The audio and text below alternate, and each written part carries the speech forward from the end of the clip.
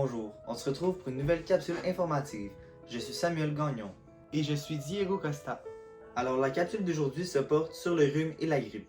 Plus précisément, 5 astuces pour aider votre système immunitaire lorsqu'il combat un rhume ou une grippe.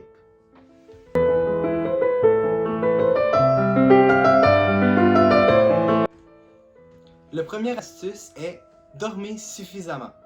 Il est recommandé de dormir entre 6 heures et 8 heures par nuit et surtout, n'oubliez pas d'éteindre les écrans 30 minutes avant d'aller au lit, ce qui favorisera davantage votre sommeil. On se sent toujours beaucoup mieux après une longue nuit de sommeil et on comprend maintenant un peu mieux pourquoi. On est en train de filmer! Grâce aux chercheurs allemands. Le sommeil augmente la capacité de certaines cellules immunitaires à attaquer leurs cibles. Et inversement, le manque de sommeil nuit à leur efficacité. Cela explique comment le sommeil peut aider à combattre une infection et comment des problèmes de santé comme le stress chronique peut rendre l'organisme plus susceptible à la maladie. La deuxième astuce, gérez votre stress. Comme le stress nuit à votre système immunitaire, essayez de vous détendre. Faites des pauses de temps à autre durant la journée ou pratiquez un sport tel le yoga ou la méditation.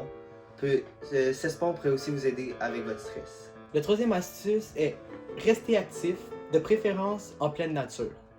Habillez-vous confortablement et allez vous amuser à l'extérieur. Plusieurs spécialistes déclarent que la règle générale est qu'on peut faire du sport si les symptômes se situent au-dessus du cou, comme un mal de gorge ou un nez qui coule. Thomas Wiedner de l'Université de l'Indiana a réalisé une série d'études pour le moins inhabituelles et uniques dans leur genre. À la fin des années 1990, dans lesquelles des volontaires ont été volontairement infectés par le rhinovirus, mieux connu comme étant le rhume, pour tester de manière expérimentale la question des sportifs malades. D'abord, il a infecté 45 volontaires qui ont commencé par développer un mal de gorge la nuit suivante et ont affiché tous les symptômes du rhume le troisième jour de l'expérience. Au plus fort de leur maladie, on leur a fait faire plusieurs séries de tests sur des tapis de course et on a comparé le résultat avec ceux de sportifs non malades. À sa grande surprise, il n'a trouvé aucune différence entre les deux groupes, ni dans le fonctionnement pulmonaire, ni dans aucune autre réaction. En d'autres termes, le fait d'avoir un rhume ne semble pas faire vous un plus mauvais athlète. Dans la seconde étude, Wiedner a infecté 50 volontaires et a fait faire la moitié d'entre eux 40 minutes d'exercice physique à 70% de leur rythme cardiaque. Le deuxième jour, tandis que la moitié des participants s'est reposée.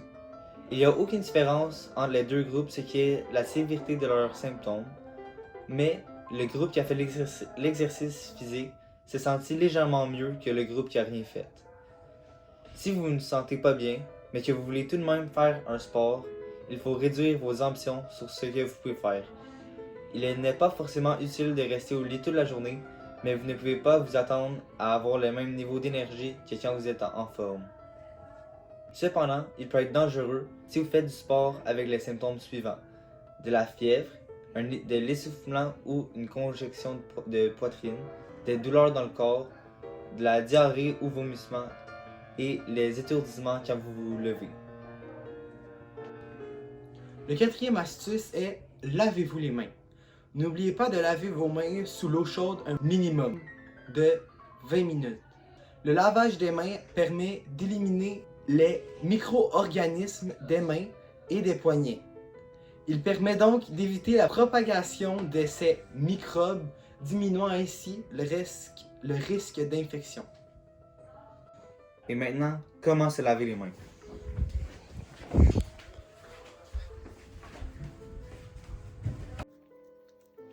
Septième étape, frotter le pouce de la main gauche avec sa main droite. Et maintenant, le pouce droit avec la main gauche. Et maintenant, la cinquième astuce, c'est alimentez-vous adéquatement. Alors suivez la règle de 80 à 20.